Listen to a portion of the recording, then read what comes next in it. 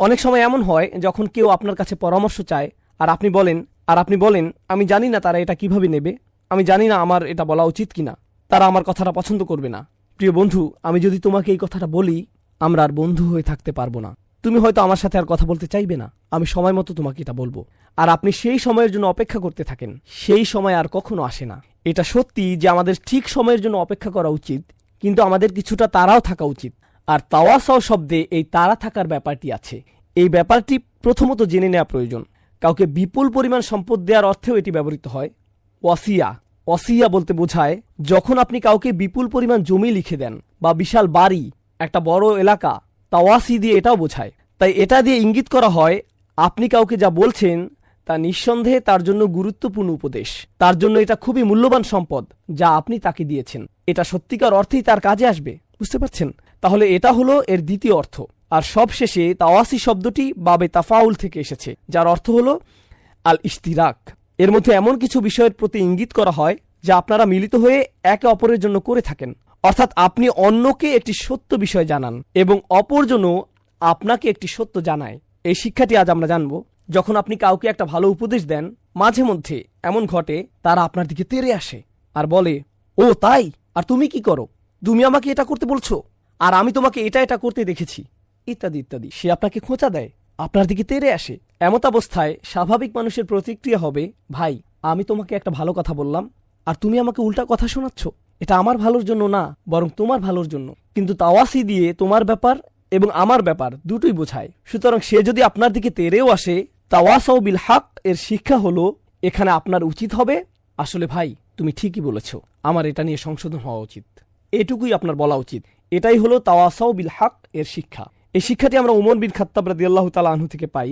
একবার তিনি হাঁটছিলেন, পুরো ঘটনা না, সারমর্মটা বলছি। তিনি কোথাও যাচ্ছিলেন, তো পাশেই এক বাড়ির জানালা দিয়ে তিনি দেখতে পেলেন একজন লোক কিছু একটা পান করছে। তিনি তাৎক্ষণিক বাড়ির ভিতর ঢুকে গেলেন এবং লোকটিকে ধরে ফেললেন। হারাম! লোকটি বলল, আমি দেখতে পাচ্ছি আপনি 3টি হারাম কাজ করেছেন। 3টি হারাম কাজ। প্রথমত, আপনি অন্যের ঘরের ভেতরে তাকিয়েছেন। দ্বিতীয়ত, আপনি অন্যের ঘরে অনুমতি ছাড়াই ঢুকেছেন। তৃতীয়ত, আপনি কুধারণা করেছেন। আপনি কিভাবে জানলেন আমি মদ খাচ্ছি? ওমর বিন খাত্তাব বললেন, তুমি ঠিক বলেছ। এরপর তিনি চলে গেলেন। তিনি কিছুই বললেন না। কয়েক সপ্তাহ চলে গেল। তিনি একটি খুতবা দিচ্ছিলেন, আর সেই লোকটি সেই খুতবায় ছিল। সে পেছনের দিকে বসেছিল। যখন খুতবা শেষ হলো, সে উমর রাদিয়াল্লাহু তাআলা আনহুর কাছে আসলো। উমর তাকে বললেন, সেদিনের পর থেকে আমি অন্যের ঘরে তাকানো বন্ধ করে দিয়েছি, আর তোমার ব্যাপারেও আমি কাউকে কিছু বলিনি। আর লোকটি বলল, সেদিনের পর থেকে আমিও মদ খাওয়া ছেড়ে দিয়েছি। এখানে আসল কথাটা হচ্ছে, আপনি কাউকে কোনো উপদেশ দেন এবং আপনি আশা করবেন সেও যেন আপনাকে উপদেশ দেয়। হয়তো সে এমনভাবে বলবে যা আপনার পছন্দ হবে না, এতে কোনো সমস্যা নেই। আসল কথা হলো এতে যদি সত্য কিছু থেকে থাকে আপনি তা নেন। ওমর রাদিয়াল্লাহু তাআলা আনহু কিন্তু এটা বলেননি যে হ্যাঁ আমি জানি আমি ভুল করেছি, কিন্তু তুমিও তো ভুল করেছো, আমার সাথে আসো। না, তিনি শুধু সেটুকুই নিলেন। এটা থেকে কি বোঝা যায়? বোঝা যায় এতে তার আন্তরিকতা প্রকাশ পেয়েছে। এটাই তার সততা। এমনই ছিল তার সমালোচনা নেয়ার মানসিকতা। কেউ আপনার কাছে এসে বলল তুমি ভুল করেছ, আপনি বললেন তুমি ঠিক বলেছ। এটাই হলো তাওয়াসাউ বিল হক এর শিক্ষা। কারণ তার পক্ষ থেকে এটা আপনার জন্য একটা উপহার। যখন কেউ আমাদের সত্যিকার অর্থে কোনো পরামর্শ দেয়, আমরা কখনো ভাবি যে এটা একটা উপহার? বেশিরভাগ মানুষ ভাবে যে এটা আমাকে হেয় করার জন্য বলা হচ্ছে, তাই না? তোমার কত বড় সাহস, তুমি এটা বলার কে? আমি কি করব না করব এটা বলার ইজাজত তুমি কোথায় পেলে? তোমাকে কে আলেম বানিয়েছে? হয়তো আপনি ইমাম, আপনাকে হয়তো এই ধরনের প্রশ্নের মুখোমুখি হতে হবে। তুমি নিজেকে কি মনে করো? আপনি এরকম প্রত্যুত্তর পাবেন। কিন্তু এমন অবস্থায় আপনার কি করা উচিত? আপনার এটা ভালোভাবে নেওয়া উচিত। খারাপ কিছু থাকলে তা বাদ দিবেন। ভাববেন না এই মানুষটি আপনাকে হেয় বা অপমান করার জন্য বলছে। তাদের নিয়ত কেমন সেটা আল্লাহ জানেন। আপনার তাদের নিয়ত নিয়ে ভাবার দরকার নেই, সেটা ছেড়ে দিন।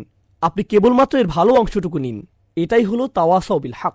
আল্লাহর বান্দা হতে হলে, আল্লাহর গোলাম হতে হলে আপনাকে 5টি শর্ত পূরণ করতে হবে। আল্লাহর দাসত্ব কবুল করতে, ইতাআত, দাসত্ব পুরোপুরি মেনে নিতে হবে। যদি এমন হয় যে আপনাকে আল্লাহর দাসত্ব মেনে নিতে হচ্ছে, সাথে অন্য কোনো কিছুর দাসত্ব মেনে নিতে হচ্ছে, তাহলে আল্লাহর দাসত্ব আপনাকে প্রথমে কবুল করতে হবে। আপনি আল্লাহর সৃষ্ট কোনো কিছুর কথা মেনে নিতে পারবেন যদি আপনি একই সাথে আল্লাহর দাসত্ব মেনে নেন। অন্যভাবে বললে, আপনি যদি আল্লাহর কোনো সৃষ্টির কথা মেনে নেন কিন্তু একই সময় আল্লাহর অবাধ্যতা করেন, তাহলে আপনি আর আল্লাহর বান্দা হিসেবে গণ্য হবেন না, কারণ আপনি ইতোমধ্যে শিরক করে ফেলেছেন। লা তাআতা লি মাখলুকিন ফি মাসিয়াতিল খালক, স্রষ্টার অবাধ্যতা হয় এমন কোনো ক্ষেত্রে সৃষ্টির আনুগত্য করা হয় না, এটা হতে পারে না। গোলাম হিসেবে এটা করা যাবে না। তো প্রথম বিষয়টি হচ্ছে ইতাআত, দ্বিতীয় বিষয়টি হচ্ছে ভালোবাসা, হুব। আমাদের অন্য সকল কিছু থেকে বেশি আল্লাহকে ভালোবাসতে হবে। ওয়াল্লাযীনা আমানু আশাদ্দু হুব্বাল লিল্লাহ, যারা বিশ্বাস করে তারা আল্লাহর ভালোবাসায় দৃঢ়।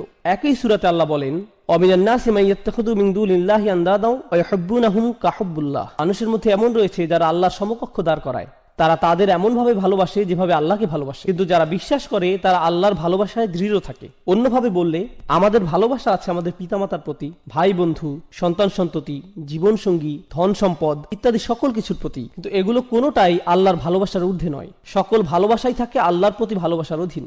আর আল্লাহকে ভালোবাসার পর আসে তার বার্তাবাহকের প্রতি ভালোবাসা, সাল্লাল্লাহু আলাইহি ওয়াসাল্লাম। দ্বিতীয় বিষয়টি ছিল ভালোবাসা। তো এখন পর্যন্ত আমরা দুইটি বিষয় নিয়ে আলোচনা করেছি, দাসত্ব স্বীকার ও ভালোবাসার প্রকাশ। তৃতীয়টি হচ্ছে তাওয়াক্কুল, সৃষ্টিকর্তার উপর আমাদের ভরসা রাখতে হবে। নিজেকে যখন আমি তার দাস হিসেবে স্বীকার করে নিয়েছি এবং তাকে যখন স্রষ্টা হিসেবে কবুল করে নিয়েছি, তখন তিনি যাই আদেশ নির্দেশ আমার প্রতি করুক না কেন, ভরসা রাখতে হবে যে সে সকলগুলো অবশ্যই আমার জন্য উত্তম। যে অবস্থাতেই তিনি আমাকে নিপতিত করুন না কেন, তার উপর ভরসা রাখতে হবে। ভরসা রাখতে হবে যে যদি আমি তার কথা মেনে নেই, তাহলে তার কোনো আদেশ আর আমার জন্য যত কঠিন হোক না কেন, সেটাই উত্তম পন্থা। ইউরিদুল্লাহু আন ইউখাফফিফা আনকুম, আল্লাহ তোমাদের জীবন সহজ করতে চান, তোমাদের বোঝা হালকা করতে চান। আমরা ভাবি যে আল্লাহর কথা মেনে নিলে জীবন কঠিন হবে, আর তার অবাধ্য হলে জীবন সহজ হয়। আমাদের অনেক সময় এমন হয় যে আমরা চিন্তা করি, আহা, সবকিছুই শুধু হারাম, এত কঠিন, ইসলাম খুবই কঠিন। আল্লাহ বলছেন, না, আমি আসলে তোমাদের ইসলাম দিয়েছি যাতে তোমাদের জীবন সহজ হয়। আর আমাদের অবশ্যই বিশ্বাস করতে হবে যে এটা সত্য। আল্লাহর উপর আমাদের ভরসা রাখতে হবে, তাওয়াক্কুল থাকতে হবে। তো আমাদের হলো দাসত্ব, ভালোবাসা এবং ভরসা। চতুর্থ বিষয়টি হচ্ছে আন্তরিকতা বা অকৃত্রিমতা। যখন আমরা কোনো কিছু করি, বিশেষ করে সেটা যদি ইবাদতের বিষয় হয়, আমাদের সেটা শুধুমাত্র আল্লাহর জন্যই করতে হবে। আপনি আল্লাহর সাথে অন্য কোনো বিষয় একত্র করতে পারবেন না।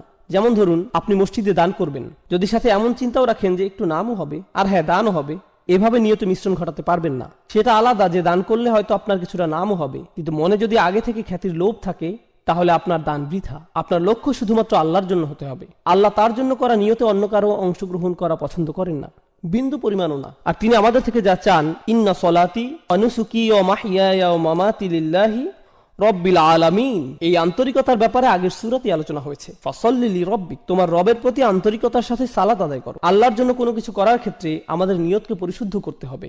মাঝে মাঝে ধরুন, এটা যদিও একটু বাইরের আলোচনা কিন্তু গুরুত্বপূর্ণ, আমরা বিভিন্নভাবে দিনের জন্য কাজ করি। কেউ হয়তো মসজিদে সরাসরি সেবাদান করে, কেউ হয়তো মসজিদ কমিটিতে কাজ করে, কেউ হয়তো দাওয়াতি কাজ সম্পন্ন করে, কেউ ইসলামী স্কুল পরিচালনা করে, অথবা কেউ ইসলামিক ওয়েবসাইট চালাতে সহায়তা করে। যেটাই হোক, যেভাবেই হোক, আমরা দিনের জন্য করি কোনো না কোনো উপায়।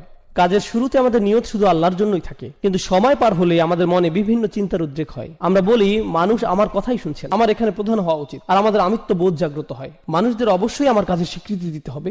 এখন তো কেউ আমার প্রশংসাই করছে না, লোকজন আমার মতের মূল্যায়নই করছে না, আর এতদিন যা কিছু করেছি কিছুই আমলে নিচ্ছে না। এখন বলুন, আমাদের এই কাজ আল্লাহর জন্য নাকি মানুষের স্বীকৃতির জন্য? আর এভাবে আমাদের মনে যা ঘটে সেগুলো কেউই তেমন ভাবে লক্ষ্য করে না, অথচ সময়ের সাথে এভাবেই নিয়ত পরিবর্তিত হতে থাকে। আপনি সততার সাথে আল্লাহর জন্য শুরু করেন হয়তো, কিন্তু সময়ের সাথে আন্তরিকতায় ভাটা পড়ে। আমাদের অবশ্যই ইখলাস বজায় রাখতে হবে, সেই আন্তরিকতা ধরে রাখতে হবে। এখন সর্বশেষ ও সর্বাধিক গুরুত্বপূর্ণ বিষয়টি, যা ইবাদতের সাথে জড়িত, আমরা ইতিমধ্যে 4টি বিষয় নিয়ে আলোচনা করেছি, পঞ্চম বিষয়টি বাকি আছে। সহজ ভাষায় আমি এটাকে বলি দাসত্বের শর্ত। লক্ষ্য করবেন, যখন আপনি কোনো চাকরিতে যোগদান করেন, আপনার কোম্পানি ও আপনার মধ্যে একটা চুক্তি সম্পন্ন হয়। চুক্তিতে বলা থাকে আপনি কোম্পানির জন্য কি কি করবেন এবং কোম্পানি আপনার জন্য কি কি করবে। একইভাবে স্বামী স্ত্রীর মধ্যেও চুক্তিনামা থাকে, আমি তোমার জন্য এগুলো এগুলো করব, তুমি আমার জন্য এগুলো এগুলো করবে। চুক্তিনামা, শর্তের আদান প্রদান। একইভাবে সন্তান এবং মা বাবার মধ্যে অধিকারের বিষয় থাকে, এগুলো আমাদের অধিকার, এগুলো তোমাদের অধিকার। এখানেও আদান প্রদান হচ্ছে, পরস্পর বোঝাপড়া এখানেও দেখা যাচ্ছে। যে কোনো রাষ্ট্র বা সরকারের সাথে সেখানকার জনগণের একই ধরনের বোঝাপড়া হয়। তোমরা এই পরিমাণ কর দিবে, এই আইন কানুনগুলো মেনে চলবে, বিনিময়ে আমরা তোমাদের এই সেবা দিয়ে যাব। স্পষ্ট বিনিময়। সাধারণত এই ধরনের বিনিময়গুলো কিছু আপোষ মীমাংসা বা বোঝাপড়ার মাধ্যমে হয়, অর্থাৎ দুই পক্ষই এগিয়ে আসে, আলাপ আলোচনা করে, শেষে আপোষের মাধ্যমে সমঝোতা হয়। কিন্তু যখন আমরা আল্লাহর বান্দা, তখন এই ধরনের শর্ত বা সমঝোতা কি করে ঘটবে? এগুলো কি আলোচনা বা আপোষ মীমাংসার মাধ্যমে হবে? অবশ্যই না। সকল শর্তই আসমান থেকে আসবে, আপনাকে শুধু মেনে নিতে হবে। অর্থাৎ আপনার কোনো যোগ্যতা নেই যে আপনি নির্ধারণ করবেন আল্লাহর বান্দা হতে হলে কি কি মেনে চলবে আর কি কি মেনে চলবেন না, আল্লাহর উপাসনার জন্য কি কি করবেন আর কি কি করবেন না, আল্লাহকে মেনে চলার জন্য কি করবেন আর কি করবেন না। আপনি নিজে কখনোই নিজের জন্য এগুলো নির্ধারণ করতে পারেন না। এই ব্যাপারে সকল শর্ত, সকল কর্তৃত্ব শুধুই আল্লাহর।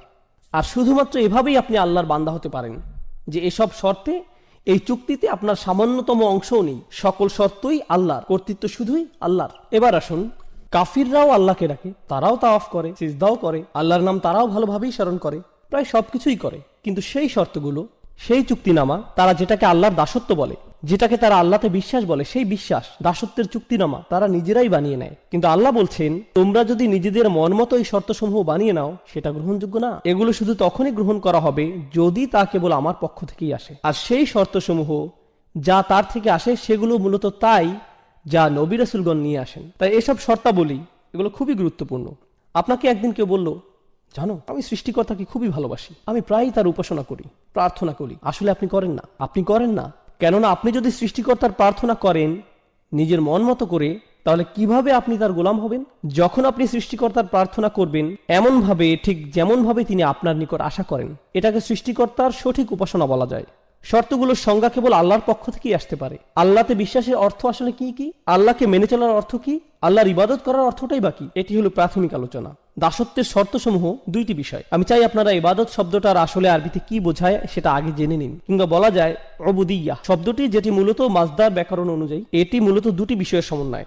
এখন আমি যদি শুধুমাত্র যে কোনো একটি আপনাদের সামনে প্রকাশ করি, তাহলে মূল অর্থটি অসম্পূর্ণ থেকে যাবে। মূলত এটি ক্লাসিক্যাল আরবির সামনে ইংরেজি ভাষার একটা সীমাবদ্ধতা। ক্লাসিক্যাল আরবি ভাষা একই সময় বিভিন্ন বৈশিষ্ট্যের প্রকাশ ঘটায়। এখন আমরা যদি কোনো বিষয়ের ক্ষেত্রে পুরোপুরিভাবে অর্থের প্রকাশ না ঘটাই, বাক্যের আংশিক প্রকাশ আমাদের মনে গন্ডগোল বাঁধাতে পারে। তো দুইটি পরিভাষা যা ইবাদত শব্দটির সকল বৈশিষ্ট্য ও গুণাগুণ পরিপূর্ণরূপে প্রকাশ করে, সে দুইটি হলো প্রার্থনা ও দাসত্ব। হ্যাঁ, এই দুটির সমন্বয়, প্রার্থনা ও দাসত্ব। আমরা সাধারণত যে কোনো একটি গ্রহণ করে থাকি, কিন্তু ইংরেজিতে দুইটি সম্পূর্ণ আলাদা শব্দ, যা ক্লাসিক্যাল আরবিতে একটি শব্দে প্রকাশ পায়, ইবাদাহ এবং উবুদিয়্যা। তাই যখন আল্লাহ রাসূল সাল্লাল্লাহু আলাইহি ওয়াসাল্লাম বলেন লা আ'বুদু মা তা'বুদুন, এর মানে শুধুমাত্র এই না যে আমি প্রার্থনা করব না, বরং এর মানে এও দাঁড়ায় যে আমি দাসত্ব স্বীকার করব না, আমাকে তোমরা গোলাম বানাতে পারবে না। খুব সংক্ষেপে আমি আপনাদের প্রার্থনা এবং উপাসনা করা এবং দাসত্বের মধ্যকার যে পার্থক্য সেটি দেখিয়ে দিতে চাই। যখন মাগরিব আসলো, আমরা আল্লাহ তাআলাকে স্মরণ করছি, প্রার্থনা করছি। যখন এশার সালাতের সময় আসবে, আমরা আল্লাহর প্রার্থনা করব।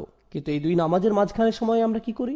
এই দুই নামাজের মাঝখানে যখন আমরা ছিলাম, এই দুই নামাজের মাঝখানে আমরা ছিলাম আল্লাহর দাস। যখন আপনি ঘুমাচ্ছিলেন তখন আপনি প্রার্থনা করছিলেন না, কিন্তু ঠিকই আপনি ছিলেন তখন আল্লাহর দাস। যখন আপনি ঘুম থেকে উঠলেন, দাঁত ব্রাশ করলেন, নাস্তা করলেন, আপনার কাজে যাওয়ার জন্য গাড়ি ড্রাইভ করলেন, সে সময় আপনি প্রার্থনা করছিলেন না, কিন্তু তাহলে আপনি কি করছিলেন? যদিও হয়তো এ সময় আপনি কোরআন তেলাওয়াত করছিলেন না বা কোনো জিকির আজকার করছিলেন না, কিন্তু ঠিকই এই সময় আল্লাহর দাসই ছিলেন। তো বলা যায় যে প্রার্থনা হচ্ছে নির্দিষ্ট কিছু কাজ, রোজা রাখা, নির্দিষ্ট সময়ে সালাত আদায় করা, হজ করা, কোরআন তেলাওয়াত করা, দান সাদকা করা, এগুলো সবই নির্দিষ্ট কিছু কাজ যেগুলো প্রার্থনা হিসেবে ধরা হয়। কিন্তু একজন দাস, একজন গোলাম, সে সর্বদাই আল্লাহর গোলাম, যদিও সে এই ধরনের কাজগুলো করে বা না করে। এই ধারণাটি আসলে খুবই শক্তিশালী, কেননা এর মানে দাঁড়ায় আমাদেরকে ঠিক সেভাবে জীবনযাপন করতে হবে যেভাবে আল্লাহ তাআলা চান। শুধুমাত্র জুমার নামাজে বা অন্য কোনো নামাজে আল্লাহকে মানবেন আর অন্য সময় মানবেন না, সেটা চলবে না। নামাজগুলোর মধ্যকার সময়ে আমরা আল্লাহর বান্দাই। হাফিজু আলা সলাওয়াত ওয়াস সালাতুল উস্তা। আলেমদের মধ্যে অনেকে বলেন এখানে সলাতুল উস্তা বলতে নামাজগুলোর মধ্যকার সময়ের কথা বলা হয়েছে। এই সময়ে আল্লাহর সাথে আমাদের কানেক্ট থাকতে হবে, এই সময়ে আল্লাহর সাথে আমাদের সম্পর্ক থাকতে হবে, আমাদের আল্লাহর প্রার্থনা করতে হবে, একই সাথে আল্লাহর দাসত্ব মেনে নিতে হবে। এখন আমরা হয়তো অনেকেই আল্লাহর প্রার্থনা ঠিকভাবেই করি, কিন্তু দাসত্বের ক্ষেত্রে, যেমন হয়তো আপনি আসরে নামাজ পড়েছেন, কিন্তু এখন ভাবছেন সময় তো আছে, একটু মুভি দেখা যায়, মাগরিব চলে আসলো, হ্যাঁ মাগরিবের নামাজেও চলে আসছেন, কিন্তু এভাবে আপনি শুধু প্রার্থনা করছেন, দাসত্বের শর্তে টিকছেন না, আল্লাহর বান্দা হতে পারছেন না। কার হয়তো একটি মদের দোকান আছে, কিন্তু সে 5 ওয়াক্ত নামাজ পড়ছে মসজিদে গিয়ে। তো এখান থেকে সহজে বোঝা যায় যে সে আল্লাহর প্রার্থনা সঠিকভাবে করছে, কিন্তু আল্লাহকে মানছে না, কোনোভাবেই সে আল্লাহর বান্দা নয়। তাই সমস্যা হয়ে যায় আমাদের এই ইংরেজি অনুবাদগুলোর কারণে। এই অনুবাদগুলো দেখে আমাদের মনে হয়, যাক, অন্তত পক্ষে আল্লাহর প্রার্থনা তো সঠিকভাবে করছি, আমার কাজ তো হয়ে গেল। না না, আপনি আল্লাহর প্রার্থনা করছেন, কিন্তু আপনি আল্লাহর বান্দা নন। প্রার্থনা করা হচ্ছে একটি অংশ, দাসত্ব হচ্ছে অপর অংশ, এবং ইবাদা এই দুইটি অংশ নিয়ে গঠিত, শুধু একটিতে হবার নয়। এখন আরবদের ব্যাপারটি লক্ষ্য করুন। আরবদের দুটি সমস্যা ছিল। প্রথমটি হচ্ছে তারা আল্লাহর প্রার্থনায় বিমুখ ছিল, তবে এর চাইতে বড় সমস্যা, তারা আল্লাহর দাসত্ব মেনে নিতে রাজি ছিল না। এই সূরাটি এই দুইটি সমস্যা নিয়ে আলোচনা করছে। আমাদের এই সমস্যা দুটি স্পষ্টভাবে চিহ্নিত করে নিতে হবে। যখন তারা আল্লাহর সামনে মাথা নত করতে এবং অন্য সকল উপাস্য থেকে মুখ ফিরিয়ে নিতে অস্বীকার করে, তখন সেটা তাদের কোন সমস্যা? প্রার্থনাগত সমস্যা নাকি দাসত্বের সমস্যা? অবশ্যই এটি তাদের প্রার্থনাগত একটি সমস্যা। কিন্তু যখন তারা ইয়াতিমদের দূরে ঠেলে দেয়, যখন তারা নারী শিশুদের হত্যা করতে বিরত থাকে না, যখন তারা গরিব দুঃখীদের দিকে ফিরেও তাকায় না, যখন তারা ন্যায় বিচার থেকে নিজেদের দূরে সরিয়ে নেয়, যখন তারা বিনা অপরাধে মানুষ হত্যা করে, যখন তারা কৃতদাসদের উপর অমানবিক অত্যাচার করে তখন তারা আসলে কিসের সাক্ষ্যদান করে? তারা মূলত আল্লাহর দাসত্ব থেকে প্রত্যাখ্যান করে। আল্লাহর বান্দার ন্যায় জীবনযাপন তারা কোনো আগ্রহ দেখায় না। আপনি আল্লাহর বান্দা মানে আপনি আল্লাহর উপাসনা করেন এবং তার সাথে তার দাসের ন্যায় জীবনযাপন করেন, দুইটি বিষয়। এখন আয়াতটি আমরা ভালোভাবে বুঝবো। লা আ'বুদু মা তা'বুদুন, এখানে লা আ'বুদু অর্থাৎ আমি দাসত্ব করব না এবং আমি প্রার্থনা করব না যার ইবাদত তোমরা করছো। আমাদের বুঝতে হবে এই আয়াতে আল্লাহ রসুলকে বলা হয়েছে কাফিররা কিসের প্রার্থনা করত আর তারা কার দাসত্ব করত সে ব্যাপারে কথা বলতে। তো তারা কিসের প্রার্থনা করত এবং তারা কার দাস ছিল বলে মনে করেন? তারা বিভিন্ন মূর্তির নিজেদের বানানো মেয়েকে ঈশ্বরের উপাসনা করত এবং তারা নিজেদের লোভ লালসার দাস ছিল। দুইটি বিষয়, তারা মূর্তিগুলোর পূজা করত এবং নিজেদের শাহাওয়াত লোভ লালসার গোলাম হয়ে গিয়েছিল, নিজের নফসের পূজারী। আল্লাহ রসুল তাদেরকে বলছেন আমি তোমাদের এসব মূর্তি প্রার্থনাকে প্রত্যাখ্যান করি এবং নিজের নফসের দাসত্বকেও অগ্রাহ্য করি। এই দুইটা বিষয়কেই আমি প্রত্যাখ্যান করলাম, আমি কখনো এগুলো মেনে নিব না। এই কাফিরদের চিন্তা ছিল অনেক দিন ধরে এই ঝামেলা চলছে, প্রায় 1 দশক হয়ে যাচ্ছে, আর তো ভালো লাগছে না ব্যাপারটা, কিছু একটা করা উচিত। মক্কার পরিবেশও কেমন থমথমে, মুসলিম আর কাফিরদের মধ্যে এই মারামারি কাটাকাটি আর সহ্য করা যায় না, চলো কিছুটা ছাড় দিয়ে দেখি। তাদের চিন্তা ছিল যে সমাজে এখন কিছুটা শান্তি ঐক্যের প্রয়োজন, এতে করে মক্কার পরিবেশ কিছুটা শিথিল হবে, আমাদের ভবিষ্যতের জন্য ভালো হবে। লা আ'বুদু, বেশিরভাগ ব্যাকরণবিদের মত অনুযায়ী এই আয়াতে মুদারিতে লা শব্দটির কারণে বর্তমানের চাইতে ভবিষ্যতের কথা এখানে অধিক বোঝানো হয়েছে। অর্থাৎ রাসূলুল্লাহ বলছেন তোমরা আশা করে কোনো লাভ নেই, আমি কখনোই তোমাদের আশা অনুযায়ী কাজ করব না। তোমরা যদি মনে করো ভবিষ্যতে তোমাদের হয়তো সুযোগ আছে, সময় গেলে পরিস্থিতি পাল্টাবে, আমি কখনোই এসবের প্রার্থনা করব না। এবং তোমরা যা কিছুর উপাসনা করছো এবং দাসত্ব মেনে নিয়েছো সেসবের দাসত্ব আমি কখনোই কবুল করব না, এমন কখনোই হবে না। তোমাদের মাথা থেকে এই চিন্তা দূর করে ফেলতে পারো। চলুন আমরা পরের আয়াতে যাই। ওয়ালা আনতুম আবিদুনা মা আ'বুদ, আর হ্যাঁ তোমরা কখনোই প্রার্থনাকারী তো ছিলে না, না তোমরা কখনো দাসত্ব স্বীকার করেছিলে। এখন আবিদুন শব্দটা একটা ইসম, অর্থাৎ এটি একটা বিশেষ্য। তার মানে এখানে বোঝানো হচ্ছে তোমরা অতীতে কখনোই এবং বর্তমানেও না আর ভবিষ্যতেও তোমরা কখনো কোনোভাবেই আমি যে সৃষ্টিকর্তার উপাসনা করি তার উপাসনা করবে, বা যে সৃষ্টিকর্তার দাসত্ব আমি করি তার দাসত্ব মেনে নিবে। এটা অতীতে আগে কখনোই হয়নি এবং ভবিষ্যতেও কখনো হওয়ার কোনো সুযোগ নেই। তার মানে বোঝা যাচ্ছে যে এটা শতভাগ নিশ্চিত তারা চিরন্তনভাবে এই কুফুরির উপর বিদ্যমান। এখন আপনারা যদি এই আয়াতটি ভালোভাবে বুঝে নিতে চান, কেন আল্লাহ বললেন যে তারা তাদের কুফুরির উপরই বিদ্যমান থাকবে, কেন তারা কখনোই মানবে না? কুরাইশদের এই নির্দিষ্ট কিছু নেতাদের কেন আল্লাহ এভাবে অভিশপ্ত করলেন, সেটার উত্তরটি কোরআনের অন্য এক স্থানে আমরা পাই। আল্লাহ বলেন আম আবরামু আমরান ফা ইন্না মুবরিমুন। খুবই গুরুত্বপূর্ণ একটি আয়াত। এই আয়াতটি বোঝার জন্য আপনাদের খুবই গুরুত্বপূর্ণ একটা শব্দ সম্পর্কে ধারণা নিতে হবে। আরবি শব্দটি হচ্ছে ইব্রম। ইব্রম এই শব্দের অর্থ হয় কোন স্থাপনার জন্য দড়ি বাঁধা। আপনারা নিশ্চয়ই জানেন আগেরকার দিনে আমাদের কাছে সিমেন্ট ছিল না, সিমেন্ট বলতে কিছুই ছিল না। তো এখন আপনার কাছে 2 টুকরো কাঠ আছে, আপনি সেগুলো কিভাবে জোড়া লাগাবেন? বেঁধে নেওয়া ছাড়া আর কোনো উপায় নেই। আপনি কোনো দুর্বল বা পাতলা কোনো দড়ি অবশ্যই নেবেন না, আপনি দ্বিগুণ মোটা করে একটি দড়ি নিতে হবে, সেটা ঘুরিয়ে পেঁচিয়ে শক্ত করে নিতে হবে। আর সেটা কেবল একবার বাঁধলেই হবে না, একের অধিক গিট দিতে হবে। অর্থাৎ প্রক্রিয়াটি প্রত্যেক ধাপেই দ্বিগুণ, দ্বিগুণ, ত্রিগুণ এভাবে করে করে পদক্ষেপ নেওয়া হচ্ছে, যাতে নিশ্চিত থাকা যায় যে দড়িটি কখনোই ছিঁড়বে না। আর আল্লাহ তাআলা এখানে এই শব্দটি ব্যবহার করছেন কাফেররা তাদের কুফরের উপর স্থির থাকতে ঠিক কতটা প্রতিজ্ঞাবদ্ধ সেটা বোঝাতে। আম আবরামু আমরান, তারা কি তাদের এই সিদ্ধান্তের ক্ষেত্রে দড়িতে গিট লাগার ন্যায় প্রতিজ্ঞাবদ্ধ হয়ে গিয়েছে? তারা কি তাদের সিদ্ধান্তে এতটাই দৃঢ় যে তারা কখনোই আর ফেরত আসতে চায় না? কেননা আপনি যদি একবার এই দড়িতে গিট লাগিয়ে দেন তার মানে বোঝা যাচ্ছে যে আপনার ইচ্ছা আর কখনো ফেরত না আসা। বিষয়টা জুতার ফিতার ন্যায় সহজ নয় যে কিছুক্ষণ পর আপনি আবার খুলে ফেলবেন। আল্লাহ বলছেন তারা এতটাই নিশ্চিত যে তাদের কুফরির এই সিদ্ধান্তে তারা আর কখনোই ফেরত আসতে চায় না। বিষয়টি কেমন? যদি এমনই হয় ফা ইন্না মুবরিমুন, তাহলে আমরাও আমাদের দড়ি বেঁধে দিচ্ছি। যদি তারা এতটাই নিশ্চিত থাকে তাহলে আমরাও নিশ্চিত যে আমরা তাদেরকে কুফরির উপরই প্রতিষ্ঠিত রাখবো। আর দেখুন আল্লাহ যখন তাদের দড়ির কথা উল্লেখ করছেন তখন ফিল বা ক্রিয়া ব্যবহার করছেন। আবরামু ফেইল মাদি বা অতীতকালের ক্রিয়া, কিন্তু আল্লাহ যখন নিজের দড়ির কথা বলছেন তখন তিনি বিশেষ্যর ব্যবহার করছেন। আপনারা জানেন এমন ক্ষেত্রে ক্রিয়া এবং বিশেষ্যের মধ্যে তফাৎ কেমন হয়? ক্রিয়া ক্ষণস্থায়ী কিন্তু বিশেষ্য চিরস্থায়ী। অর্থাৎ তারা আজ যতই নিশ্চিত থাকুক যে তারা সেই দড়ির গিট খুলবেই না এবং ঈমান আনবে না, বিচার দিবসে যখন তারা নিজেদের কর্মফলের সম্মুখীন হবে আপনারা জানেন কি হবে, তাই না? রুবামা ইয়াউদ্দুল্লাযীনা কাফারু লাউ কানু মুসলিমিন, হয়তো অবিশ্বাসীরা চাইবে সেদিন মুসলিম হতে, তারা চাইবে তাদের সেই গিট, সেই দড়ি যাতে কোনো মতে একটু খোলা হয়, কিন্তু অনেক দেরি হয়ে গেছে, অনেক সময় চলে গিয়েছে। তাই আল্লাহ বলছেন ফা ইন্না মুবরিমুন, আমার বাঁধন তো চিরদিনের জন্য। বিশেষের ব্যবহার হয়েছে এখানে, অর্থাৎ সমাপ্তি ঘটে গেছে, শেষ। আর কাফিরদের ক্ষেত্রে বলা হচ্ছিল সংশয় আকারে, তারা কি আসলে এভাবে দড়িতে গিট লাগাতে যাচ্ছে? সত্য কি? কিন্তু এখানে কোনো সংশয় নেই, এটাই সত্য। আল্লাহ বলছেন আল কাফিরুন, তাহলেই এটাই হবে। অন্যভাবে বললে তারা তাদের সিদ্ধান্ত স্থির করে ফেলেছিল, তাই আল্লাহ তাআলাও তার সিদ্ধান্ত নিয়েছেন। অবাক হওয়ার কিছু নেই।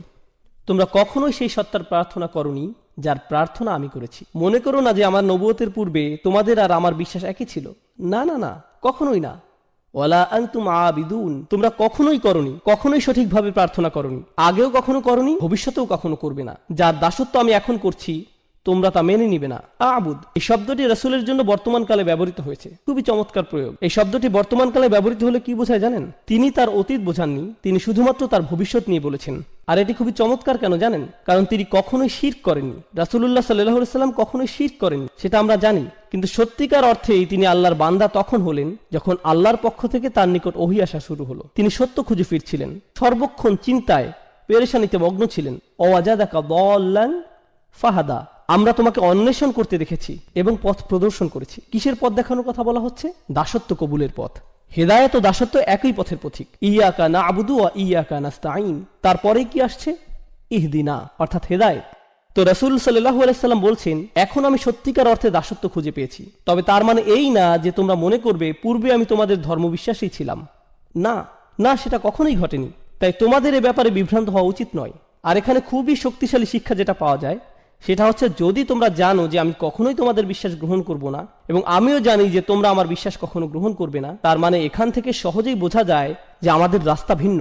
তাই বলা যায় এই দুইটি আয়াত এখানে ভবিষ্যৎ নিয়ে আলোচনা করছে। হ্যাঁ, অতীতের তুলনায় এখানে ভবিষ্যতের দিকে ফোকাস করা হচ্ছে। আমি কোনো কিছু ছাড় দিব না এবং তোমরাও কোনো কিছুতেই ছাড় দিবে না বলে মনে হচ্ছে। আল্লাহর উপাসনা তোমরা করবে না এবং তার দাসত্ব তোমরা মানবে না। ওয়ালা আনা আবিদুম মা আবাদতুম। এখন আমরা অতীতে ফিরে যাচ্ছি। আগের দুইটি আয়াত ছিল ভবিষ্যতের জন্য, এখনকার দুটি আয়াত অতীতের জন্য। ওয়ালা আনা আবিদুন, আমি কোনো প্রার্থনাকারী নই, অর্থাৎ আমি কখনোই দাসত্ব স্বীকার করিনি। মা আবাদতুম, যার উপাসনা তোমরা করছো। ভেবো না যে তোমাদের প্রভুই আমার প্রভু, আর এভাবে ভেবো না যে আমার প্রভু তোমাদের প্রভু। এমনকি আমি পূর্বেও যে প্রভুর প্রার্থনা করতাম সেটাও তোমাদের প্রভু ছিল না। ওহী লাভের পূর্বেও আমি তোমাদের প্রভুর প্রার্থনা করিনি। সে সময় যেসব বিষয়ের মূল্য ছিল না আমার কাছে, তোমরা আশা করছো যে এখন নবুয়তের পরে, ওহী আগমনের পর আমি সেই বিষয়টির মূল্যায়ন করব। তোমরা চাও যে এখন আমি কিছুটা ছাড় দেই। অতীতেও যেখানে আমি কখনো শিরক করিনি, সেখানে এখন ওহী আসার পর এটা তো অসম্ভব। তো এখানে কোনো সুযোগ নেই যে আমি কিছুটা ছাড় দিই। ওয়ালা আনা আবিদুম মা আবাদতুম, যেটার উপাসনা তোমরা করছো সেটা তো আমি প্রথম থেকেই করিনি। এখন এটিকে অতীতের সাথে মিলিয়ে নিন। ওয়ালা আনতুম আবিদুনা মা আবুদ। এখন এখানে কিছু বিষয় আমাদেরকে স্পষ্ট করে নিতে হবে। পূর্বে রিপিটেশনের কথা আমরা বলেছিলাম।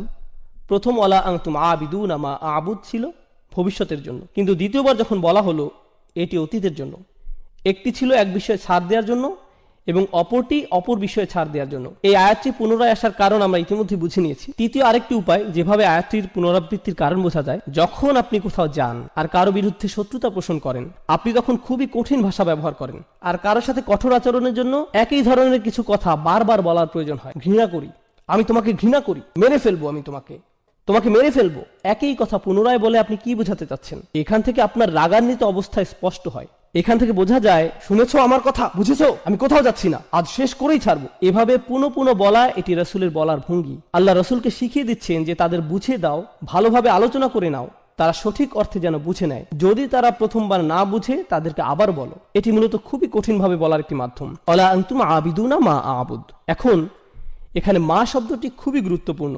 আল্লাহ এখানে বলেননি ওয়ালা আনতুম আবিদুনা মান আবুদ, আর তুমি তার উপাসনা করো না যার উপাসনা আমি করি। আয়াতে বলেননি আমি যার উপাসনা করি, বরং বলেছেন আমি যেসবের উপাসনা করি। কিন্তু মা শব্দটি আমরা জানি প্রাণীবাচক শব্দের ক্ষেত্রে ব্যবহৃত হয় না, এটি ব্যবহৃত হয় অপ্রাণীবাচক শব্দের ক্ষেত্রে। মান শব্দের ব্যবহার হয়ে থাকে প্রাণীবাচক শব্দের ক্ষেত্রে। তাই এই বর্ণনা কিছুটা বিভ্রান্তির সৃষ্টি করে। কিভাবে আমি যার উপাসনা করি বলার পরিবর্তে আমি যেসবের উপাসনা করি বলা সম্ভব? এখন আমি উপাসনা বা প্রার্থনা শব্দটি সাধারণ অর্থে ব্যবহার করছি। আপনারা এখন উপাসনা ও দাসত্ব আলাদাভাবে কোনটা কি বোঝায় জানেন, কিন্তু আমি এখানে সাধারণ অর্থে ব্যবহার করছি। আল্লাহ তার রাসূলকে আমি যার প্রার্থনা করি বলতে না বলে দুইবার আমি যেসবের প্রার্থনা করি বলতে বললেন। এখানে এই মা শব্দটি, যেটি দ্বারা আয়াতে যেসবের অর্থ করা হয়েছে, এটি আরবি ব্যাকরণ অনুযায়ী মা মাসদারিয়া হতে পারে। একভাবে চিন্তা করলে এরূপ ধরা যায়। তাহলে অর্থ হবে যে প্রার্থনা আমি করি। মা আবুদের অর্থ হয় ইবাদাতি আবুদু, অর্থাৎ আমি যেমন প্রার্থনা করি তেমন তোমরা কখনোই করবে না। মা শব্দটি দ্বারা এক হিসাবে এমনটাই বোঝাচ্ছে, যে ধরনের যে প্রকৃতির উপাসনা আমি সৃষ্টিকর্তার করি তোমরা তা কখনোই করবে না। সৃষ্টিকর্তার একজন দাস হওয়া, প্রার্থনাকারী হওয়া, এটি আমার নিকট যে অর্থ বহন করে তা তোমাদের নিকট কখনোই একই অর্থ বহন করে না। তোমাদের আর আমার চিন্তাভাবনা সম্পূর্ণ ভিন্ন। মা শব্দটির এটি একটি ব্যাখ্যা। দ্বিতীয় যে ব্যাখ্যা মা শব্দটির করা যায়, যদি এটাকে ইসমে তাজ্জুব মৌসুলা, কি অসাধারণ সৃষ্টিকর্তার উপাসনা আমি করি আর কি জঘন্য মিথ্যাচারের উপাসনা তোমরা করো। যখন মা বা কি শব্দটি আল্লাহর ক্ষেত্রে ব্যবহার করছেন, দুটি বিষয় হতে পারে। বিষয়টি সহজ করে বোঝাতে চলুন আমরা কে এবং কি এর মধ্যকার পার্থক্যটা দেখি। যখন আপনি কে দ্বারা কোনো প্রশ্ন করছেন, আপনি বিশেষ কোনো ব্যক্তির খোঁজ করছেন। আর যখন আপনি কি দ্বারা কোনো প্রশ্ন করছেন, আপনি বিশেষ কোনো গুণ বা বৈশিষ্ট্যের খোঁজ করছেন। যখন আপনি জিজ্ঞেস করেন এই ব্যক্তিটি কে, পাশের কেউ জবাব দেয় সে আব্দুল করিম, এ শরীফ ও আহমদ। কিন্তু যখন আপনি জিজ্ঞেস করেন এই ব্যক্তিটি কি, সে একজন অ্যাকাউন্টেন্ট, একজন ডাক্তার, সে একজন ভালো মানুষ ইত্যাদি। ঠিক, অর্থাৎ যখন আপনি বলছেন কে, ও হ্যাঁ অ্যাকাউন্টেন্টরা ভালো মানুষ নাও হতে পারে, আমি আসলে জানি না, যাই হোক, কে দ্বারা যখন আপনি প্রশ্ন করছেন তখন কোনো ব্যক্তিকে খুঁজছেন। আর কি দ্বারা প্রশ্ন করলে তার গুণ খোঁজা হচ্ছে। বুঝতে পারছেন নিশ্চয়ই? যখন মা দ্বারা প্রশ্ন করা হয় তখন কিসের সম্পর্কে জিজ্ঞেস করা হচ্ছে বলুন? ব্যক্তি নাকি বৈশিষ্ট্য? হ্যাঁ, অবশ্যই বৈশিষ্ট্যের ব্যাপারে। কত অসাধারণ সৃষ্টিকর্তার প্রার্থনা আমি করি, যার উপাসনা আমি করি, তিনি সত্য, তিনি সত্য স্রষ্টা, অর্থাৎ স্রষ্টার বৈশিষ্ট্যের দিকে ইঙ্গিত করা হয়েছে। আর যখন মা শব্দটি তাদের জন্য ব্যবহৃত হচ্ছে, অলা আনা আবিদুম মা আবাদতুম, মা আবাদতুম, কি জঘন্য মিথ্যার অনুসরণ তোমরা করছো। দেখো, তোমরা যাদের অনুসরণ করছো তাদের প্রকৃতি একটু দেখো, আর আমি যারা অনুসরণ করছি তার প্রকৃতি একটু দেখো। মা শব্দটি এখানে এই কাজই করছে। দারুণ। অলা আনা আবিদুম মা আবাদতুম ওয়ালা আনতুম আবিদুনা মা আবুদ। তোমরা কি ভাবছো যে আমি যেই অসাধারণ আল্লাহর ইবাদত করি তোমরাও সেই একই আল্লাহর ইবাদত করো? তোমরা আসলেই ভাবো যে তোমাদের সৃষ্টিকর্তাকে আমার আল্লাহর সাথে মিলাতে পারবে? কখনোই না। আর তোমরা কি ভাবো যে আমি আমার সর্বশক্তিমান আল্লাহর জন্য যা করি, তার সামনে যেভাবে দাসত্ব কবুল করি, তা তোমাদের ওই তুচ্ছ বানানো স্রষ্টাদের জন্য করব? কখনোই না। আর এই বর্ণনাগুলোতে দুইটি পক্ষের ব্যবধান অসীম পর্যায়ে বৃদ্ধি করা হয়েছে মা শব্দটির ব্যবহারের মাধ্যমে। সেই মা হিয়া, স্রষ্টার সেই প্রকৃতি যার প্রার্থনা আল্লাহ রসুল করেন। আল্লাহ আসলে কে, আল্লাহ আসলে কি, সুবহানাহু ওয়া তাআলা। মা শব্দটি দ্বারা এসবই আলোকপাত করা হয়েছে। তাই বলা যায় এটি শুধু মা মাজদারিয়া নয়, এটি মা তাআজ্জুব, খুবই শক্তিশালী একটি বিষয় যার ব্যবহার এই আয়াতে হয়েছে। এখন আমরা একেবারে শেষ আয়াতটিতে যাচ্ছি। এখানে আমরা অবিশ্বাস্য ধরনের চমৎকার একটি বিষয় জানতে পারবো ইনশাআল্লাহ। লাকুম দীনুকুম ওয়ালিয়া দিন। সম্ভবত এটি আমাদের সময় কোরআনের সবচাইতে ভুলভাবে ব্যাখ্যাকৃত আয়াতগুলোর মধ্যে একটি। সাধারণভাবে আয়াতের অর্থ করা হয় তোমাদের দিন তোমাদের থাকুক, আমার দিন আমার। প্রথমে এখানে লাকুম শব্দটি আগে ব্যবহৃত হয়েছে ইখতিসাস, অর্থাৎ জার ওয়া মাজরুর মুকাদ্দাম। আল্লাহ বলেননি দীনুকুম লাকুম ওয়া দীনি লি, তিনি বলছেন লাকুম দীনুকুম ওয়ালিয়া দিন, তোমাদের ধর্ম শুধুই তোমাদের জন্য। হ্যাঁ, তা শুধুই তোমাদের, অর্থাৎ সেটা কখনোই আমার জন্য হবে না, আমার হবে না। শুধুই শব্দটি আমি এখানে যথার্থ কারণেই বসিয়েছি, কেননা লাকুম এখানে আগে এসেছে। এটা যদি দিন হুকুমের পরে আসতো তাহলে শুধুই শব্দটা এখানে হতো না। এটা যদি দিন হুকুমের পরে আসতো তাহলে শুধুই শব্দটি এখানে আসতো না। তোমাদের ধর্ম, তোমাদের এই ধর্ম শুধুই তোমাদের জন্য। অলিয়া দিন, আর আমার দিন এই মুহূর্তে তোমাদের ক্ষেত্রে এটিও শুধুই আমার জন্য। অর্থাৎ তোমাদের ও আমার মধ্যে কখনোই আর কোনো কিছুর বিনিময় সম্ভব নয়, বিনিময়ের সময় শেষ। অন্যভাবে বললে আমি এই শহর ছেড়ে যাচ্ছি। এই আয়াতগুলো মূলত রাসূলের হিজরতের পূর্বাভাস, কেননা কোনো জায়গায় যখন দাওয়ার আর কোনো কারণ অবশিষ্ট থাকে না তখন হিজরত অবশ্যম্ভাবী। কারণ রাসূলের মক্কাতে থাকার কারণ একটাই, দাওয়া। কিন্তু রাসূল নিজেই যদি বলেন যে দরজা বন্ধ হয়ে গেছে, তাহলে স্পষ্ট হয়ে যায় যে তিনি নিজের নাগরিকত্ব পরিত্যাগ করছেন, যেমনটা আমরা বললাম। আর হ্যাঁ, যখন রাসূলের পক্ষ থেকে এই ধরনের শব্দ আসছে তখন তাদের ক্রোধ কি আরো বাড়ছে নাকি বাড়ছে না? অবশ্যই বাড়ছে। এই ধরনের শব্দ কোরআনের অন্য জায়গাতেও দেখা যায়। কুল ইয়া কওমি আমালু আলা মাকানাতিকুম, তাদের বলুন আমার জাতির মানুষেরা তোমাদের জায়গা থেকে তোমাদের যা মন চায় করো, তোমাদের অবস্থায় থেকে যা করতে পারো করে ফেলো। ইন্নী আমালু, আমিও কাজ করছি, আমার যা করার আমিও করে যাচ্ছি। দিন শব্দটি আরবিতে এই শব্দটি দাইন শব্দ থেকে আসে। দাইন শব্দের অর্থ ধার বা ঋণ, কোনো কিছু যার নির্দিষ্ট পরিমাণ আপনি কারো কাছ থেকে পান বা যা আপনার থেকে কেউ পায়। দিন শব্দটি আরবিতে শাসনতন্ত্র বা সরকারও বোঝায়, কেননা সরকার সাধারণ মানুষকে তাদের পাওনা দিয়ে থাকে এবং সাধারণ মানুষ থেকে নিজেদের পাওনা নিয়ে থাকে। সূক্ষ্ম বিনিময় যা সরকার ও কোনো দেশের মানুষের মাঝে ঘটে। দিনের জন্য কোনো না কোনো কর্তৃপক্ষ থাকা জরুরি। একইভাবে বিচার দিবসে যখন মানুষ ঠিক তাই পাবে যা তাদের প্রাপ্য, ঠিক তাই দিবে যা তাদের থেকে পাওনা, এই দিনকেও ইয়াউম আদ-দ্বীন বলা হয়েছে। মালিকি ইয়াউমিদ্দিন, লাকুম দীনুকুম ওয়ালিয়া দিন। এর একটি অর্থ হয় তোমরা যথার্থভাবে ঠিক তাই পাবে যা তোমাদের প্রাপ্য। তোমাদের বিচার শুধুমাত্র তোমাদের জন্যই হবে, আর আমার বিচার ও আমার উপরেই হবে। আর তোমাদের আজকের এই কুফরের পরিণতি কি সেদিন বিচার দিবসে তোমরা জানতে পারবে। এখানে দিন শব্দের দ্বারা এই অর্থটিও বোঝানো হচ্ছে লাকুম দীনুকুম ওয়ালিয়া দিন, তোমাদের বিচার তোমাদের জন্য আর আমার বিচার আমার জন্য। সুবহানাল্লাহ। এগিয়ে যাও, সরাসরি চ্যালেঞ্জ। জাহান্নামের আগুন এই মুহূর্তে শুধুই তোমাদের জন্য। তোমরা যারা কুফরের উপর পুরোপুরি স্থির হয়ে আছো, তোমাদের জন্য সেদিন থাকছে বিশেষ বিচার, আর নবী হিসাবে আমার জন্য থাকবে বিশেষ ফয়সালা। দেখা যাক শেষ পর্যন্ত জয় কাদের হয়। উন্মুক্ত চ্যালেঞ্জ। আরেকটি বিষয় যা আমি চলে যাওয়ার পূর্বে আপনাদের জানাতে চাই, লাকুম দীনুকুম ওয়ালিয়া দীন। অনেকেই এই আয়াতটির ভুল ব্যাখ্যা করেছেন এভাবে যে রাসূলুল্লাহ সাল্লাল্লাহু আলাইহি সাল্লামের কিছু যায় আসে না যদি তারা শিরক করে, তোমরা তোমাদের মতো থাকো, আমরা আমাদের মতো থাকি। এটি আসলে আয়াতের একটি ভুল ব্যাখ্যা এবং ভুল বুঝ। জি হ্যাঁ, একেবারেই ভুল অর্থ করে নেয়া। এই আয়াতটি কখন নাজিল হয়েছিল? প্রায় 1 দশক দাওয়াত দেওয়ার পরে এই আয়াতটি নাজিল হয়। এরপর তাদেরকে বলা হলো তোমাদের যা করার তোমরা করতে থাকো, আর আমি আমার কাজ করতে থাকবো। আর এখন আমরা আর শব্দ দ্বারা সংঘর্ষে যাব না, এখন সংঘর্ষ হবে তরবারি দ্বারা। অর্থাৎ অন্যভাবে বললে এই আয়াতটি সেসব লড়াই বা যুদ্ধের পূর্বাভাস যেগুলো সামনের দিনগুলোতে আসছে। এই লাকুম দীনুকুম ওয়ালিয়া দীন আয়াতে বলতে পারেন কেন আয়াতের শব্দগুলোতে সংঘর্ষের পূর্বাভাস পাওয়া যায়? কারণ এই মুশরিকরা তাদের মূর্তিগুলোকে কোথায় রাখছে? তারা এগুলোকে রাখছে বাইতুল হারামে। আর রাসূলুল্লাহ সাল্লাল্লাহু আলাইহি সাল্লামের মূল কাজ কি? আমরা ইতিমধ্যেই উত্তরাধিকার সূত্রে পাওয়া রাসূলের দায়িত্ব নিয়ে কথা বলেছি। তার মূল দায়িত্ব কি? ইব্রাহিম আলাইহিস সালামের ধর্মকে পরিশুদ্ধ করা। আর তিনি সেটা কিভাবে করতে পারেন? যে উদ্দেশ্যে আল্লাহর এই ঘর নির্মিত হয়েছিল সেই উদ্দেশ্যে এটির পুনর্গঠনের মাধ্যমে। কিন্তু ততক্ষণ তিনি এটি করতে পারছেন না যতক্ষণ মুশরিকদের প্রতিমাগুলো এই ঘরে মজুদ রয়েছে। তাই আল্লাহর দ্বীন এখানে পূর্ণতা পেতে হলে তাদের দ্বীনকে সরতে হবে। তোমরা তোমাদের দ্বীনের অনুসরণ করতে থাকো, আমি আমার দ্বীনের অনুসরণ করতে থাকি, এবং শেষ পর্যন্ত দেখা যাবে জিত কার হয়। তাই আল্লাহ বলেন, হুয়াল্লাযী আরসালা রাসূলাহু বিল হুদা ওয়া দীনিল হক লিইয়ুযহিরাহু আলাদ দীনি কুল্লি। তিনি তার রাসূলকে পাঠিয়েছেন, আল্লাহ তার রাসূলকে পাঠিয়েছেন হিদায়াতের সাথে এবং সেই সত্য দ্বীনের সাথে, যাতে এটি অন্য সকল যত দ্বীন আছে সেগুলোকে পরাস্ত ও নিষ্প্রভ করে দিতে পারে। দ্বীনের অন্যান্য যত রূপ সবগুলোই পরাভূত হবে। ওয়ালাউ কারিহাল মুশরিকুন।